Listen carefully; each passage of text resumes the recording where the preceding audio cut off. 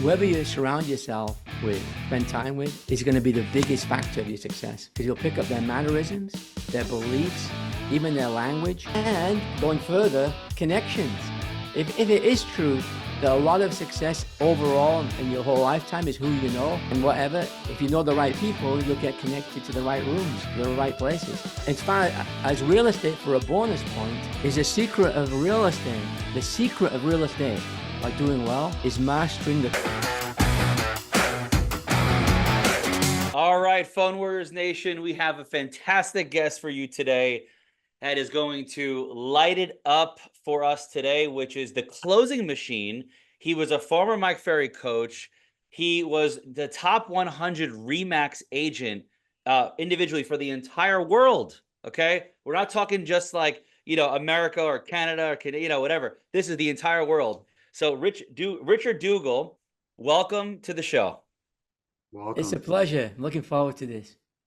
Absolutely, man. Well, tell the crowd so they can get to know you a little bit about what your history is and how you got into the business. Yeah. Well, I started off, I guess, in sales. I'll mention that, in the markets in England when I was 4 years old. Because my dad used to take me to the markets on Saturdays. So when all my friends were like playing football, as you call it over there, you call it soccer, and rugby, I was in the markets. It was just like, that's what we did, family business. And I remember, like, I think around 7 years old, and I just realized this is fun, like selling. So I remember one time, because there were all these sweaters, like jumper sweaters, and they were laying out, and this lady came. I was only about 7 or 8, I can't remember, around that age, and she said, do you have anything like this in this size and color? And even though I knew that on the display we had that, what I did is, because we used to hang them on the top in the markets, indoor markets, so we used to hang them on the top for display. So what I did, I go, sure, Mrs. Lady. And I got out, and I got this pole that we used to hang, and I remember exaggerating the effort, like a little kid, and it wasn't that heavy, it's just a sweater, and I'm going up there and going, I'm pulling it down. Now, it was already there, but I pulled it down. You think she didn't buy it? And I still have that memory in my mind, and I just got a kick out of it. And then later on, came to this country, this North America, to Toronto, and I'm going to start school. It's summer, and then in the newspaper, after you have 3 months off, right, in holidays here. In England, we don't have that much. We have 6 weeks. So I had 3 months. After a month, I kind of got bored, and I looked in the newspaper, and it said 3 units. You make $350. This is a long time ago. I go, wow, I'll be rich. So where is this place? I went downtown, big skyscraper. We have no skyscrapers in England, especially at that time. Anyway, and so I walk in there, and what it was is selling encyclopedias door to door. And if you sell 3, you make this much. Anyway, I got the job. I thought, whatever, commission only. And I remember knocking on doors, and they drop you off in some small town like Peterborough and Lindsay, little towns, and they drop you off at 9. They pick you up at 5, and you have to knock on doors. So I'm 17. I had a really strong Yorkshire accent. If you ever listen to those football or soccer players, and you go, "What's he saying?" It was almost like that. Anyway, so I was knocking on doors, but I had an uncanny ability to get into houses. I could get into any house. So people going, "Oh, nobody would let me in." So I knew that, and I had a little trick, by the way, to get into houses, which I never shared there. And but that's my beginning. And then went to university, came back, and then this guy said to me, I was selling vacuum cleaners as I was looking for a job. And I remember going to this person's house, Mr. Brown. He's from Detroit, away in Canada. He had an empty house, like with hardly any furniture. And I did the presentation on the floor. It was not like he's on there. It's a very expensive vacuum cleaner. And so I did my presentation, and I said, let's go ahead. And there's a silence. Now, he was a sales trainer for a big company, and he was testing me to see how long who would break first. And he actually started cracking up laughing. He goes, "Come on, welcome me." And he showed me his bank account. I'm going to pay cash. I got a check coming in, and he showed me. I go, wow. So I joined this company where we go door to door into houses selling jewelry, airline luggage, all that stuff. You build a crew. So that I've always been involved in sales. But what got me into real estate is my cousin who's in California. He moved to California, and he's got a factory making cocktail dresses. And he said, Richard, get into real estate. If I had a choice, I get into real estate because you can actually sell products where you're not holding the inventory. He goes, I have to turn over this inventory. If it goes out of style, I'm stuck. I got all these workers sewing and all that. And then I had another person in England, my brother-in-law, who said, man, if I came to America, I'd sell real estate. You can't believe.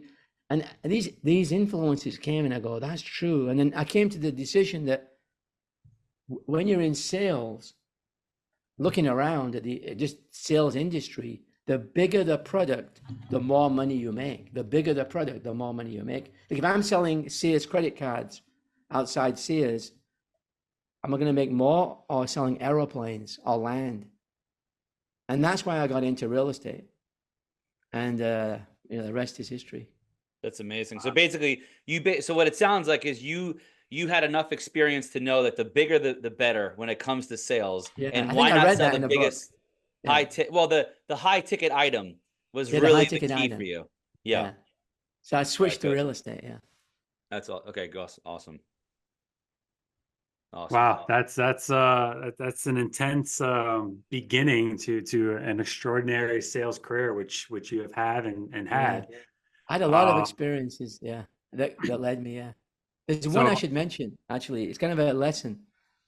And, I saw amazing people, and I go, and it broke my, you could say, my world of what's possible. And I remember one guy, because we were in Canada, American company from Atlanta, and they open you an office when you get a crew. And this guy came, and he had this long hair, like he looked like Thor. Like he had this long blonde hair, like he'd move, and then the hair would move. Everyone kind of loved him. And he came over with a big crew from the US. They came over, I guess, just to visit, to sell, but more for fun. I remember going into a building, and he came in, and he was having fun with the receptionist.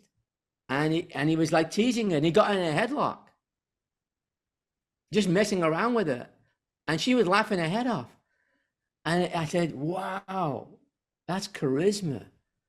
Like that wasn't a script, it's who he's being. I didn't understand what it was, but I've had people around me that kind of broke my beliefs about what's possible. And then I said, I want that. And just going, actually, a good time to tell you now, I was at this seminar. There's about 900 people in Florida. And one of the mentors, people, good friends of mine, he was doing the seminar. He was teaching scripts from a coaching company that we're all familiar with, a great coaching company. Well, the one I used to work with and speak for sometimes. And what happened is that he's teaching these scripts on PDFs, where we get the binder and we memorize them and all that. And I've been to like tons of those, like 30, more than 30 actually. And traveling all over, like getting those scripts down. And what he said is, it's lunchtime coming up. Let me handle some objections from the audience. So I was in the back at that time, and he got in and he walked up the hallway. And this is a big one, 900. You don't usually get that many. And people were giving him objections, like, if I list my home with you and I sell with you, you're going to give me a break, all this stuff. And he was handling them like a wizard. Like, and he wasn't even following the script book. That's a funny thing. The same principles of those. But when I saw that, when you see something, and in my memory, I don't know if it's true, but I think I stood up. If I didn't, it was like metaphorically or whatever.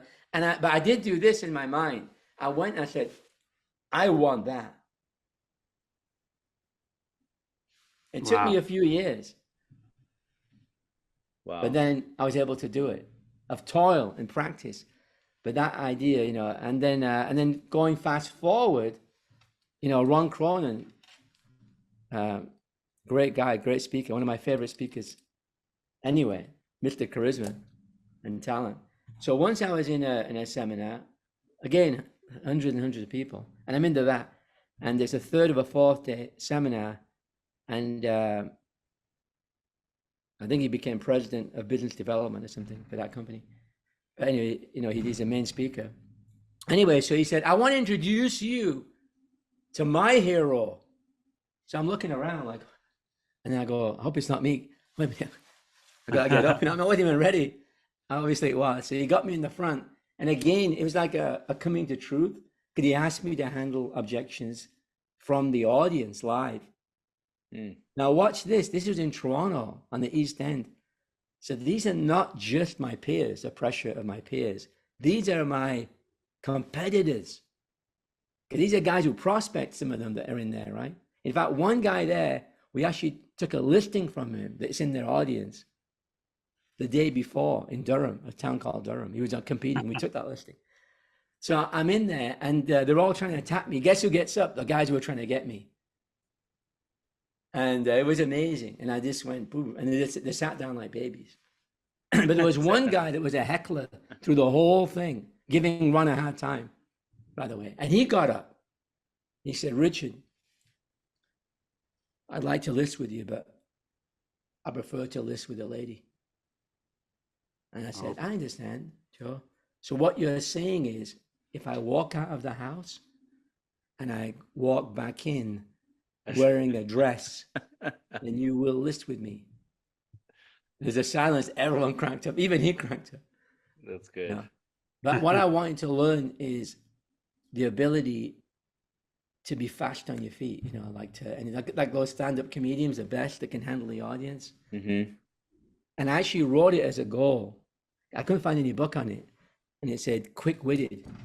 I want to learn to be quick-witted. And so did that, Richard, start your journey on what you've now developed as this closing machine? And so go into that more. I want the audience to understand, so we now know what attracted you to the skills and that wittiness and that just like powerful command of an audience, let's say. And then how did you parlay that into everyday sales? Like, give us some of like your daily routines and habits that allowed you now to produce at such a high level. Well, I have to thank people really that are in my world. And I want to give a shout out to Watson and Powers. Like, Powers was my role play partner. We went mental. Wow. And whenever he meets me, he's always joking because of my scripts. Because one of them is, have you already chosen an agent to work with? It's Richard Duggal. And he cracks up because that line, it still reminds me. He even said it on a big Zoom call once. He saw me on there. But we went crazy on that. So being around the right people, having the right mentors and following that and having people break those beliefs that we have that, like what's possible. So for me, what really inspired me, is what's possible in sales. And the reason why I realize that skills are important is that when we focus on skills, it's all profit. Skills is pure profit, 100%. If I can get a listing in 20 minutes versus 40, I've got now 20 more minutes to call my leads, do what I want, maybe take a nap so I got more energy to prospect later or whatever. If I have to go on 10 appointments to get, and only get, say, 2, and the next guy who's skilled, gets 9, who's making more money? But I didn't spend any more money. I didn't spend any more time. In fact, less energy. So I realized that I put a lot of my money into myself in skills. So even on credit cards at the beginning, because I figured that is the way. Well, everybody else is spending money on billboards and all that lot. And by the way, there's nothing wrong with that. Good for you. And in a small town, I can see some logic. But what I did, I spent the money on myself. So I hired the best in the world. Like I went to the best on the planet. So I was in this bookstore once, and it was those really nice bookstores. You have really great books you can't find anywhere else. At least in the old days before, internet, Amazon, and all that. So I went to this and I saw this book, and it's called Unlimited Power by Tony Robbins. And I went downtown to this bookstore, whatever, just every now and then on a Sunday, and I couldn't put it down. It was like a glue, just gluing me there. And I said, wow. And then I also noticed who trained Tony Robbins in NLP, and it was the founders. He actually wrote it on the first book. So I said, I got to go learn with them. So I trained. I'm one of the few living people actually in the world that got certified by Bandler and Grinder, because they don't actually talk anymore. They fell out. So you have to go to one and go to the other. And then I found out, I realized that NLP, most of it is really geared towards therapy, like fixing phobias and all that, which is really great. Mhm. So I had to convert it. I had to convert it to real estate. Because they want to fix people. Oh, I want to get a contract signed. I may want to push the pain. I don't want to fix them. That's my, leave that to the therapist. But it took me years to actually convert it. And, but that inspired me a lot. So I have to thank those people as mentors, studying, doing the homework and the role play. So I've had other people that did the same as me. I'm not the only one. But I used to have 12 role plays a week. So I used to have 2 role plays in the morning and then 3 times during the week. Like Mike Dada, the people like that, like really top agents, and the ones we just mentioned. Like I wanted people that could challenge me. But going back, I should let you know that it didn't start that way. When I first started, I was in a group of 2 agents that were really, really good. And I used to think, why did they let me in? I know what, seriously, because they were so good at handling objections. This is going back a bit. I go, how did I get in this group, right? But then obviously things turn around, and so yeah, I have to thank who you're around. That's why I'm around you and Rich. Like I want to be around people that are ambitious, that want to learn, that want to grow, that live by the rule or the principle of Kaizen, which is the Japanese word for constant, never-ending improvement. It's a lifestyle, it's a way of living. Our whole family's like that. Constant, never-ending improvement. I mean, I do have a question, because a lot of agents out there, and you coach tons of agents and you've been around a lot of people, but when you say role play and practice and self-improvement and they're in NLP, right? And just learning how to ask better questions, and how much time behind the scenes outside of just having to schedule role play did you actually put in? Because a lot of people, I'd love to tell you. Yeah. What a my- great my question. So what happened is writing scripts. I still write them every day. I write out NLP language patterns. So I'll write them out every day. During the day, I'm practicing all the time. Like I went to a place called on Wilson Avenue near where I am, and I went for my driving license. And you have to wait sometimes, right? It's a big line. And no exaggeration, I've got the script book and I'm practicing my scripts with all the gestures right in the line. Like when do you plan on moving? How long have you lived at this address? If you were to move, where would you go from? I just bang my light. There you are. And I'm doing all this stuff. And you know what? Nobody cares. Like people think I'm in the gym and people approach me, this insurance guy, because I'm on a treadmill and I'm reading my scripts and I'm moving around. So it's like I'm obsessed with it, you could say. I'm obsessed. I'm still practicing all the time and writing out language patterns, like in embedded commands, cause and effect, presuppositions. wow. So writing the scripts out. So not Creating scripts, creating them. So you created your own scripts. Yeah. Like just keep writing scripts. Okay, so keep writing scripts. Like once you know see what you do is you learn the patterns. Like say double binds, right? Double binds. Or presuppositions. How about this one? I'll give one to the audience because it's an easy one to learn. It's not about X, it's about Y. But it's the easiest one of the most powerful. It's not about X, it's about Y. Mrs. Johnson, because let's say they've already have an agent. It's not about choosing me. It's about choosing a new agent or getting another opinion on the price. Because one thing we do know is if you interview 3 agents and you ask them, write in an envelope how much my home is worth, right? You don't give them any indication. Are you aware that you're going to get differences of $30,000, $40,000, $50,000?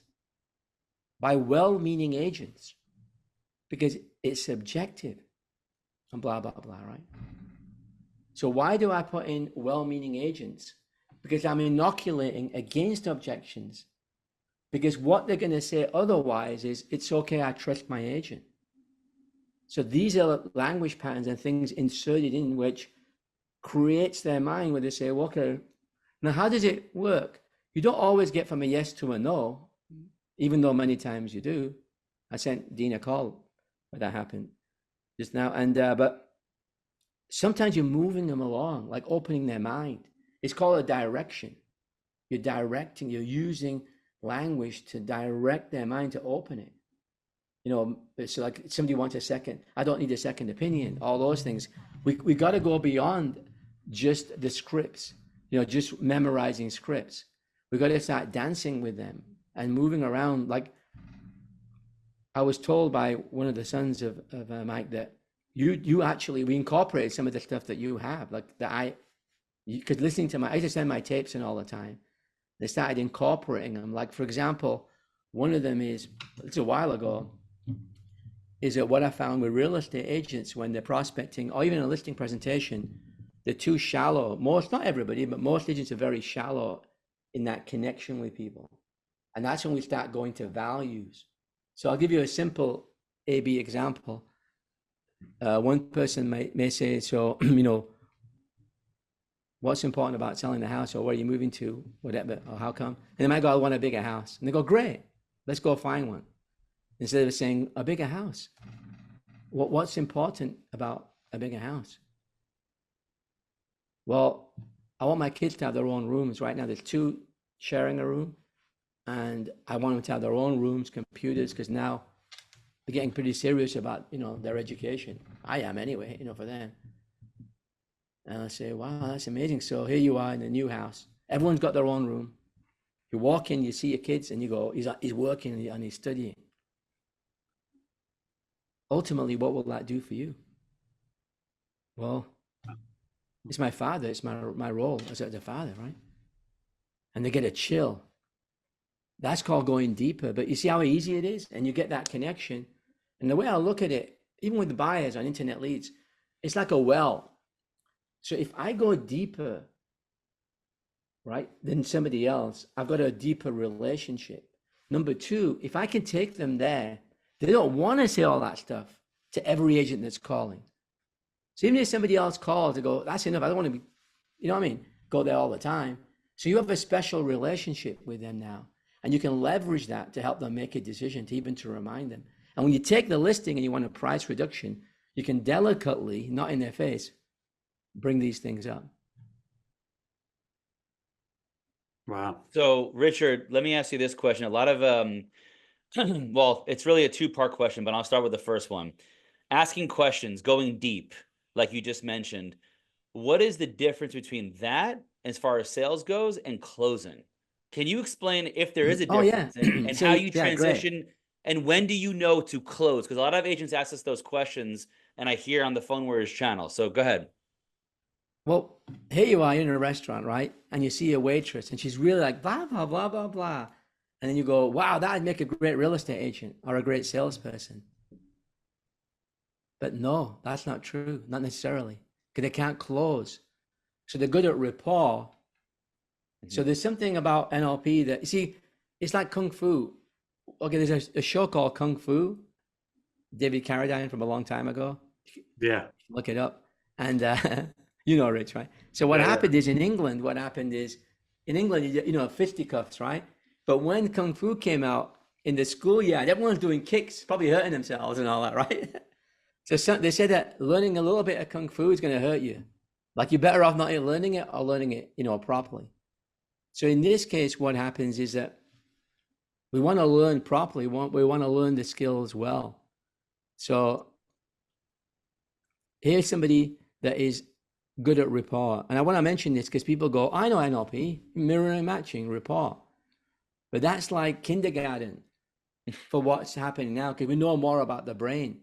Because what we want, so this is a very good word, is compliance. See, the only reason we want rapport is so we can create a fellowship.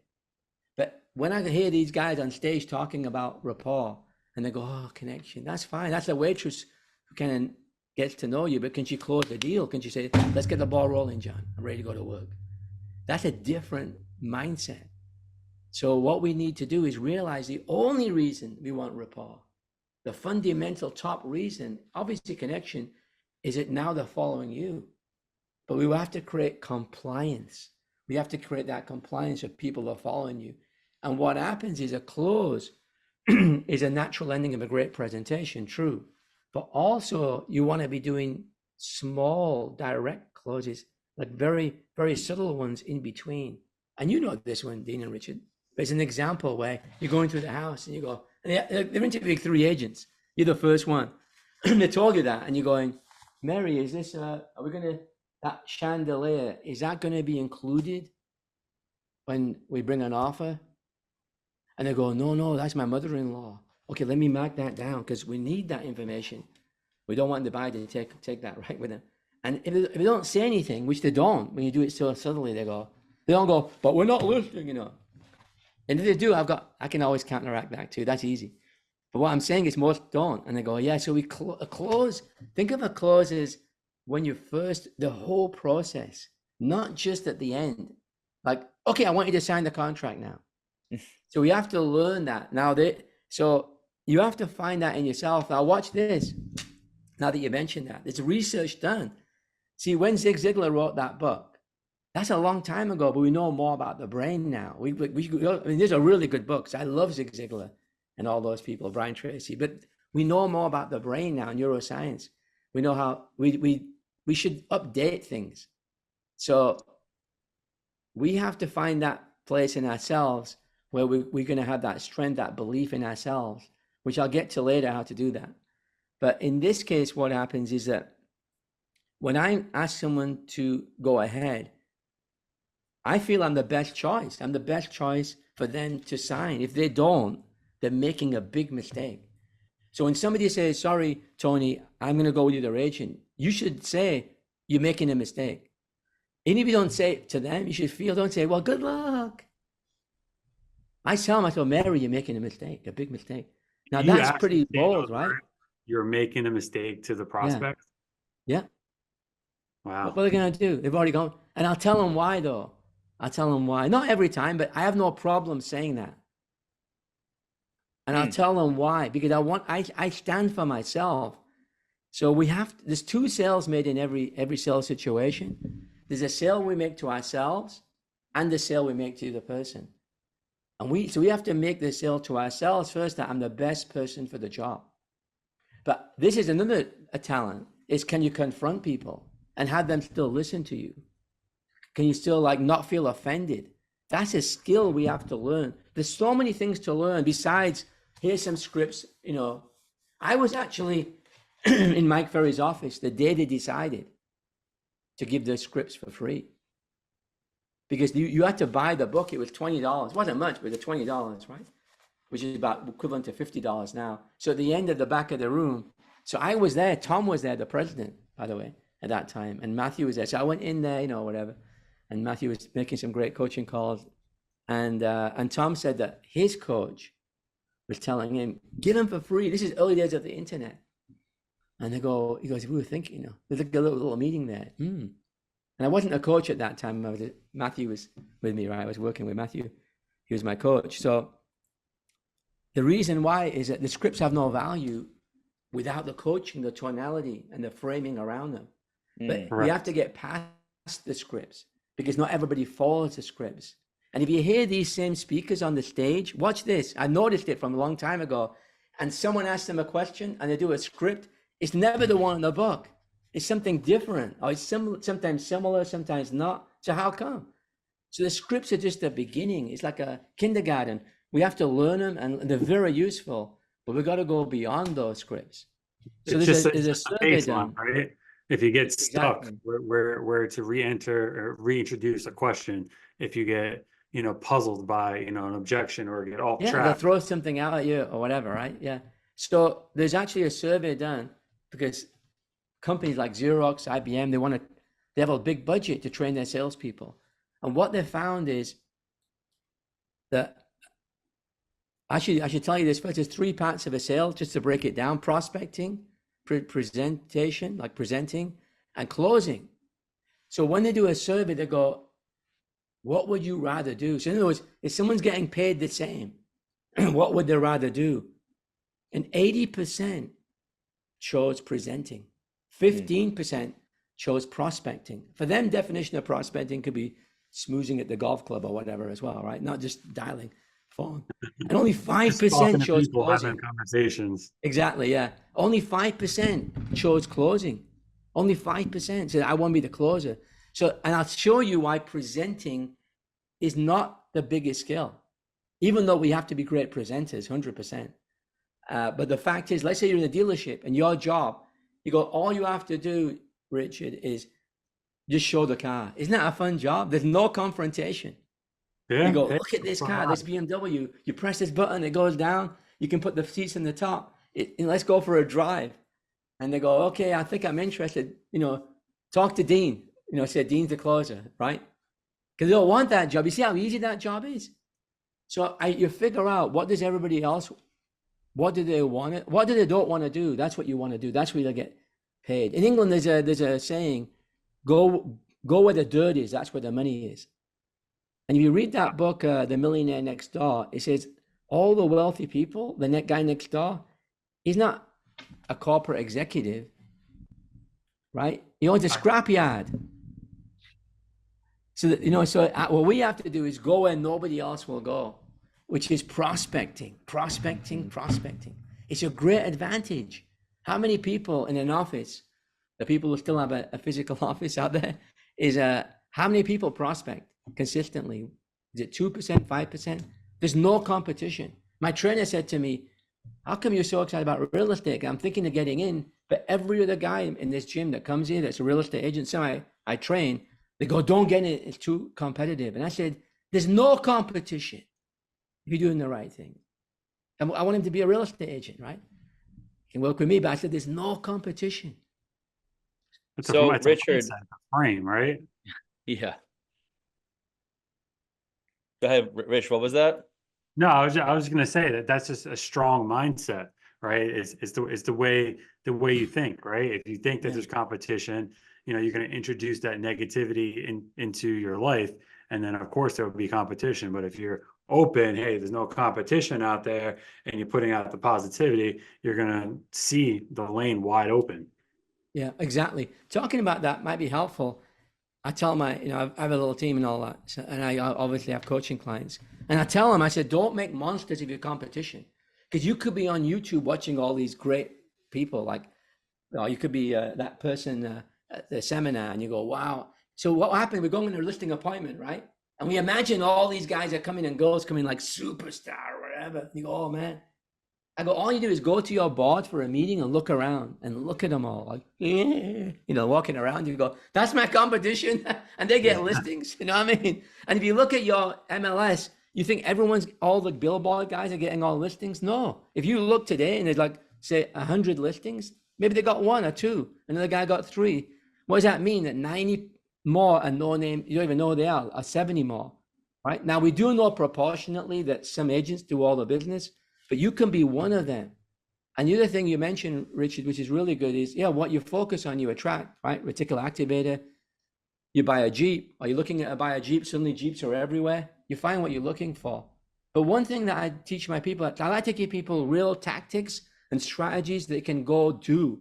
So one thing I tell people is, give me 10 reasons why someone should list with you. I want them written and sent to me. And people have a hard time doing it. I go, why should somebody list with you? And the first 5, they can probably do 3, but they have a hard time.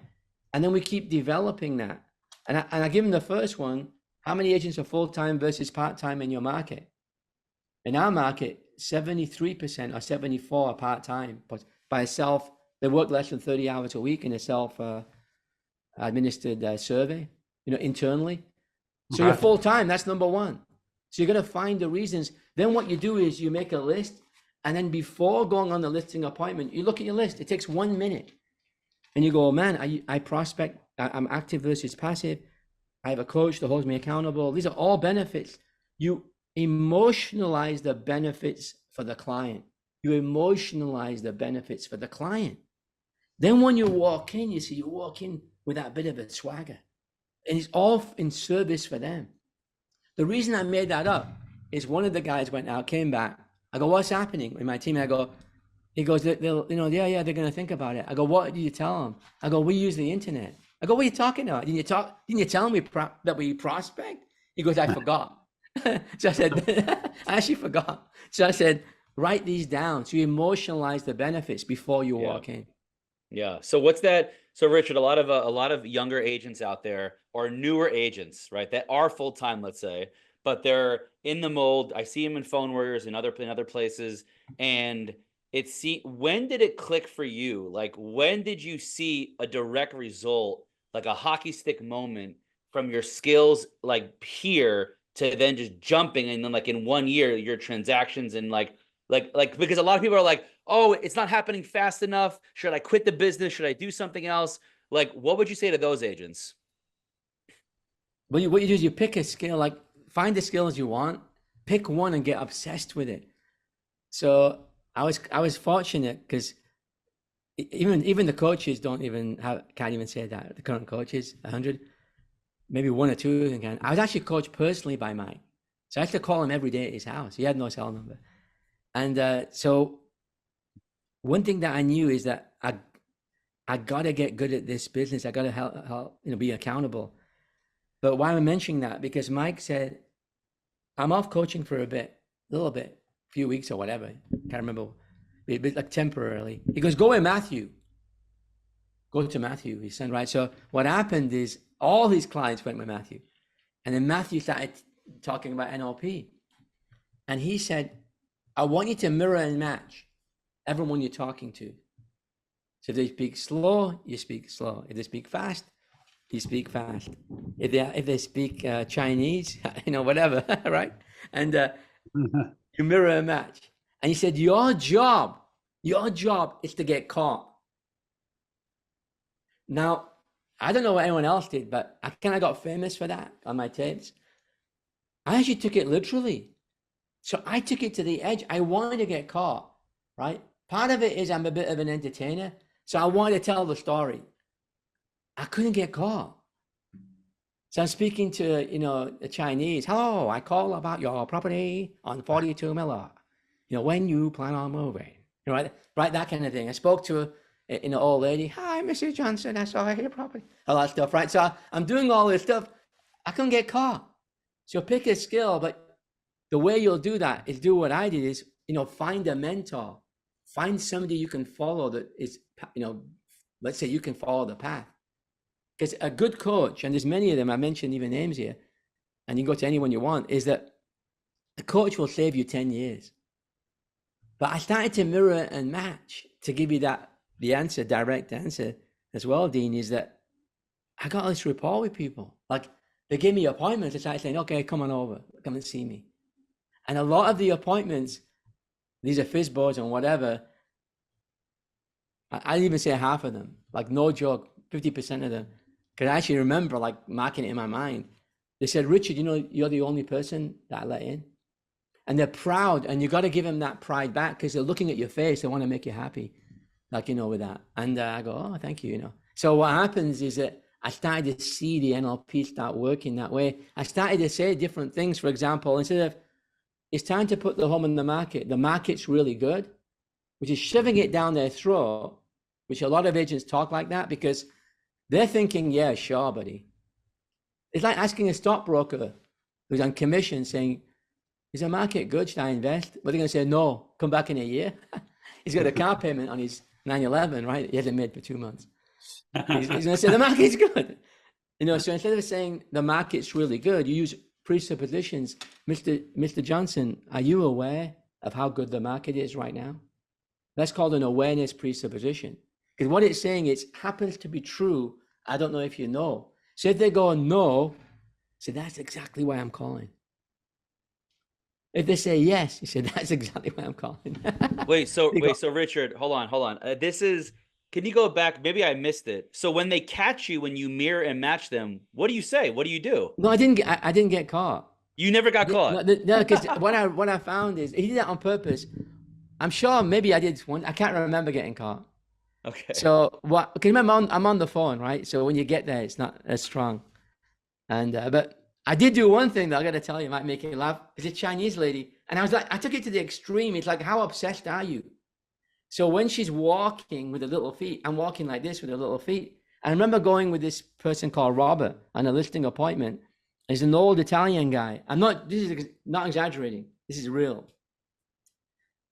And so what happened, we go to his house, and nice house, whatever. And he's walking down the stairs in the basement. Because in Toronto, we have big basements here. So, people live in the basement sometimes. Anyway, so what happens is we're walking down, like a kitchen in the basement sometimes, especially Italians and whatever, because they fix the whole house up, right? They're in construction when they came here. So he's walking down down the stairs. It's circular. And when he's talking, he's going like this. No joke, he goes, yeah, I want to sell this property. And you can see, I want to sell. And no joke, I said to him, great. I said, later on, I remember the anchor, and I go, let's put it on the market. That's the only time when he goes, I do that. Old Italian guy. I do that. So even that when he got caught, right? And the other thing, by the way, Robert told me as well, he said, did you realize when we got out that when he slipped on one of the stairs, you slipped exactly? I go, actually, I did. Because I do it almost unconsciously. You kind of like slipped a little bit. He's an old guy on that same step right behind it. Because people like people who will like themselves. So if you see two lovers, and let's say going past the park, and one's looking like that, you see the other one, they're in rapport. So it builds unconscious. So it's a natural thing people do already. All you're doing is you're advancing it. But if somebody, I can handle anything. You can never catch me off guard. I've got answers for everything. You could never give me an objection. So if someone says, you're copying me, I'll say, really? I thought you were copying me. I guess they say that that's a sign of connection. And then you ask a question which takes them away and saying, how did you actually find this house anyway? So you take them away, right? Like a politician. Nice. So Wow. if there's, let's say, Richard, one thing that you know now that you could say to yourself, not other agents yet, but maybe Rich will ask that question, but going back and when you were 20, 30 years old and knowing what you know now, what is that one thing that you would tell yourself that you know now back then? Whoever you surround yourself with, spend time with, is going to be the biggest factor of your success. Because you'll pick up their mannerisms, their beliefs, even their language, and going further, connections. If it is true that a lot of success overall in your whole lifetime is who you know, and whatever, if you know the right people, you'll get connected to the right rooms, to the right places. As far as real estate, for a bonus point, is a secret of real estate. The secret of real estate, like doing well, is mastering the conversation of real estate. Because even if you have all the flyers in the world and the billboards, you know that, Dean. I've seen you in action prospecting too, and you're amazing. Is that what happens? Is that it's that conversation you have to have, right? And they go, "How much you charge?" or whatever they say. You're going to be able to handle that. You're not the only one they call in. So it's mastering the conversation. And like I said, skills is all profit. It's just putting money and Kruger and gold coins into your bank account. Wow. You work less hours. You have you actually spend less energy and less money. It's all profit. Why when you work on skills? And there's people who don't have no interest in skills, or they think this reading a book and memorizing it is all they need. And that's where they're going to stay. Because I've seen people break barriers. Like for FISBOs, I get them on the first walking in. I don't want any awards. First contact, I get the listing appointment almost every time. I don't have to follow up 15 times. I will if I have to. And I've walked in. I'm not the only one. I've taught people to do it. So it's actually transferable. We'll walk in and they'll get that listing. In fact, I'll tell you a story. My son went to a property, a listing appointment, and he remembered the FISBO. It's in Brampton. And he went there, and they're older people, and he just knocked on the door. And he was there for a long time, old people. Anyway, and he got that listing, he got that listing signed. He left, and all the people called our real estate office, called the broker, and said, this guy came and we listed. I don't know what happened. We want to, you know, we didn't want to list it. He just came in and made it sign.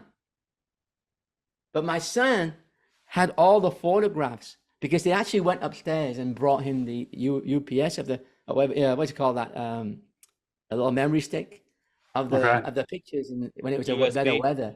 Yeah, that's right. Yeah. So he bought, so it's proof, right? So it's not something that's not transferable. But I'll give you another example. There's a guy called Freud. You may have heard of him. And the guy does like 800 transactions a year. He's like a legend in that company in the old days. And there's a conference call. And people on the conference call, you know, in the conference call before the coach comes, and the people talk, how's the weather, what's going on, do you watch the game, and whatever. And one of my friends was listening, and they were saying, do you really believe that Freud does that many deals and goes on 8 listing appointments a day, whatever it is, right, type of thing? They come to the office. Do you really believe it? And they're all going, yeah, yeah. And then she interrupted them. Her name is Karen, and she said, why don't we believe that it's true so that it's possible for us?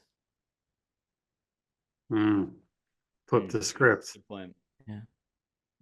Wow. Good point, man. And you know, one of the questions I always like to ask as well, you know, you've been dropping all these gems and bombs throughout the whole conversation. I got tons.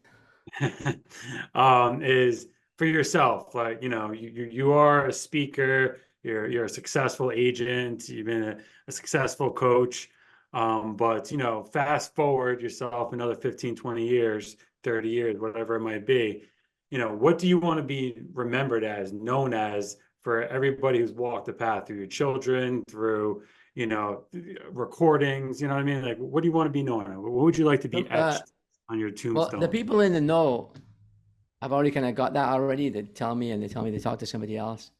It's just like Michael Jordan. I want to be known as the most skilled real estate agent that ever lived. The most skilled in persuasion, in selling. It's just something myself. That's all. It's a fun game. It keeps me practicing. Yes.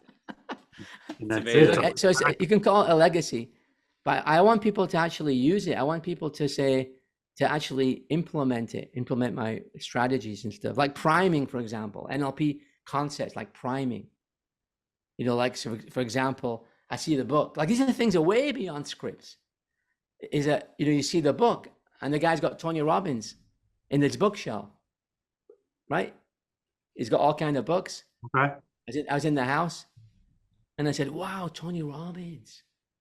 Right? Which I can say because he's got the book there. I don't know if you even read it. Who knows?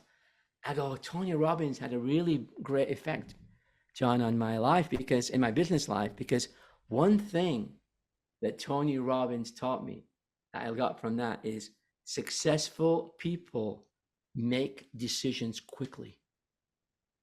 Anyway, show me the kitchen. It's called priming. You see, if I get that agreement, you see how it's going to be harder for him to say, I want to think about it. You know what I mean? And so I taught this to a person called Ron, right? Hey, Ron McIntyre, if you heard this. So I taught this principle to him. So he's in a house in Pickering, and he used like a broken version of it, but it's still a word. In other words, not exactly, but he used it. He actually just brought it up. There was no book. And he said, they said, you know, we want to, it was a husband and wife, young couple. And they go, Ron, let me just think about it. Sorry, in this case, it was more like, let's talk about it. We're going to go upstairs. And he actually said, he's a bit of a charmer himself. And he said, great. He goes, you know what my coach told me? That successful people make decisions quickly. And that's all he said. Anyway, they go upstairs. Guess what? They came back and they said, I guess we're successful. And he got that listing. That's awesome. So what you want to do is you want to start priming suggestions within the presentation early on. And then they start triggering. And you get little agreements like that. Does that make sense? So let's say somebody comes for coaching. I say, one thing I can see about, you know, from what you're showing me, am I wrong in assuming that when you see something in front of you that can get you ahead, you jump at it because you want to be successful. Oh yeah, of course, that's me. And that's how you became. So now when I show him what I'm going to do, right, to work together, you see how I'm priming his brain? Mm. You see, this is way beyond just memorizing a script. That's kindergarten. But we all had to go through kindergarten. And I do believe that you have to get a foundation. So I say first, memorize, internalize scripts, make them your own. But then you got to learn, as Matthew said, first, by the way, is you got to start, he calls it dancing with the scripts. Mm-hmm. Amazing. Amazing. Basically, this has been so great. Richard, thank you so much. What's the best way that people can reach out to you for referrals, coaching stuff, and everything else? You can look at nlpschools.com, NLP Schools.com? Yeah. Okay. And there's a link. I don't know if I can get it. But anyway, if you go to that site or reach out to me, I'm actually doing a language pattern course, 4-week course now. Because as a coach, just if people are asking, there's great coaches out there. And what I do works in alignment with other coaches and companies. Because I don't do tracking numbers. I don't do all that stuff. All I teach is NLP, language, and conversation. So mine is just conversation using NLP and hypnosis, like conversational hypnosis for real estate agents only. I don't have any. Well, actually, I have a separate, whatever division, and I actually coach a CEO of a big medical company in America. But what I like to do is real estate, and it's all to do with getting listings. So it's not one of those companies, great companies, where they talk like 20 different things, like admin, tracking numbers, hiring staff, all that other stuff. Mine is just languaging. So I'm a specialist. So those are the companies we mentioned. In just skills. Yeah, skills, what to say, how to Perfect. say it. And so I have many people that are part of other coaching companies that do all the great stuff they do. And I said, stay there, it's great, it's working for you. And then they hire me on top. And some people just use me only, but I don't conflict. And I'm in alignment actually with other coaching. I go, great, keep doing what they're doing. Perfect. But I'm not, so Michael Jordan, he's not the only one, but it's historical fact that this is way back when coaching isn't as popular as a word, I guess, is that he was the only one on the team that he was provided coaches already, but he hired extra coaches on the side. 3 coaches, I heard. Something like that. He had extra coaches and paid him out of his own pocket. Nobody else would. And it's Michael Jordan. So talk about that. Like we should learn something from that. You see, most people don't want to do that. They won't spend that money on themselves. Right. That's a huge lesson. But listen, thank you so much, man. This has been fantastic. I really enjoyed it. It was supposed to be 30 minutes, but we went for it. Yeah, it was great. All right. You guys are doing a great job as well. Shout out to you too for the industry as well. Oh yeah, no, dude. You 100%. I'm glad we can bring awareness to it. Yeah. All right, Rich. I'll be back.